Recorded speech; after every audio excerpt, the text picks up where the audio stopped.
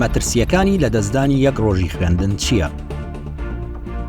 چەندین توێژینەوەی زانکۆ و ناوەندە پەروەردەیە بە ناوبانگەکان لە دەستدانی یەک ڕۆژی خوێندن بە مەترسی گەورە دەزانن. بەڵام لە سەردەمی کۆڕۆنا و لە دواتریشدا پرۆسەی خوێندن لە هەرێمی کوردستان بووەتە قوربانی.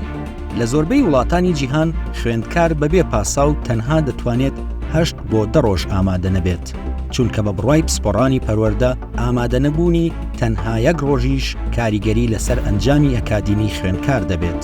ئەگەر بارودۆخەکە هێند مەترسیدار بێت، ئایا لە هەرێمی کوردستان چۆن قەرەبووی زیاتر لە 4 مانگی خوێندن دەکرێتەوە؟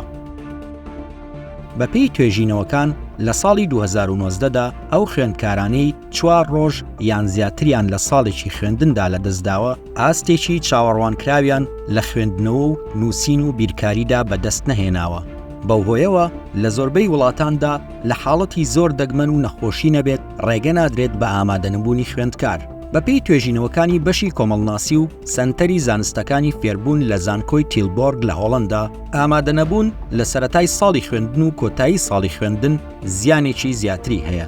لە توێژینەوەیەکی ساڵی 2021 گۆتفرێد و توێژەر ئایار ئەنساری دەرکەوتووە، ئامادەنەبوون هۆکارێکە بۆ کەمبوونەوەی هەستی سربەخۆیی و ئەنجامدانی ئەرکەکانی ڕۆژانەیان لە چاو هاوتەمەنەکانیان.